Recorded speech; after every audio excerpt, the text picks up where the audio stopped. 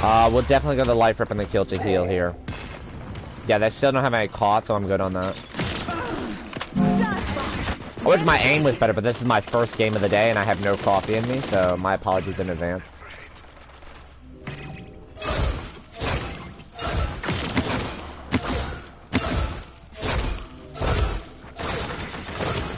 Trying to thread the needle in there, it's not working.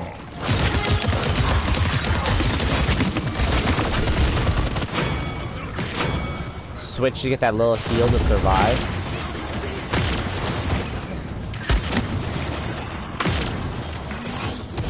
Switch to get that little top off heal.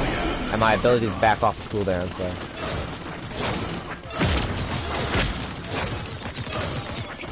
She's trying to peek against me.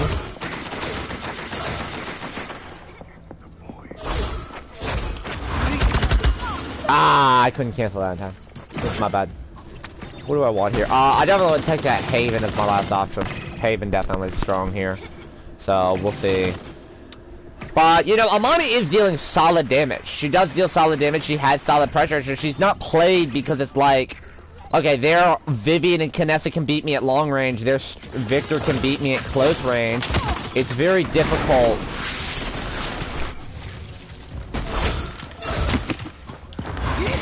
Fuck you.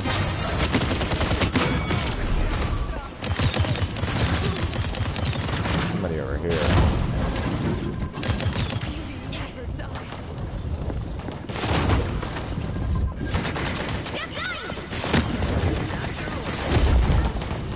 I missed that. The fact that you can't hold a charge is also annoying. I can tank that. And then switch back. I'll pick up the life 2, and then I'll go kill to heal 2. Enemy killing spree. I really only need the caught 1 just to cut out Cardio Victor a little bit. I need to get caught 2, but not right away. Not like readily available.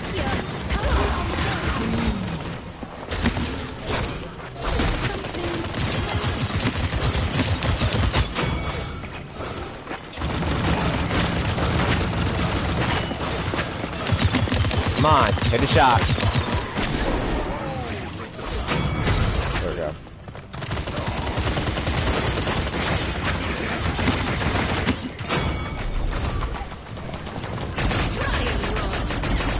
Come on, hit a shot.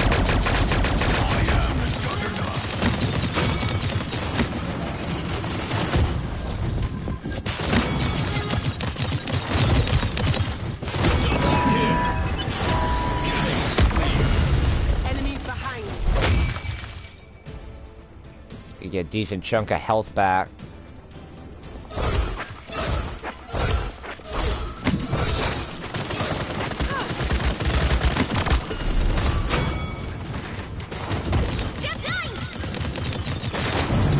There we go. You fought well, peasant. That was a really quick game. Got spawn camping there. That was rough. Valuable team asset. Oh yeah. Like, that was a rough game. That was spawn camping. I should fucking queue for a second game because I said this video was gonna take longer. I think this is one of the. I thought this video was gonna take longer, and this was one of the shortest videos we've had in this series. But she just really lacks the cards to help her compete and be more of a serious threat in the damage category. She does solid damage, and you saw I had a decent amount of mobility. People are, you benefit from Mana Rift there. No, Mana Rift is garbage, because now I have to just sit there and kind of huddle around this tiny little spot. Oh god, play, pa-choo, pa-choo, pa-choo, pa-choo. Let's see what the damage. So we actually didn't do as much damage. We had the Maeve, but the Maeve did go Cat Burglar, so that's 1. And then Buck had more. I'm surprised Buck had as much damage as he did, believe it or not. The only person on their team that came close was Victor. Yeah, but see, that's again my point, though. Okay, so she got beat in damage by 2 flanks. I didn't die a lot. I died 3 times. That's tied for the most on our team, though. Like, I got beat by sustain. Like, it's very difficult to say, okay, you know, she's a good character. When she's getting beat, like, I didn't do enough to help the team. So, that's Imani for you. She's strong, she's just not that strong. So, bye-bye.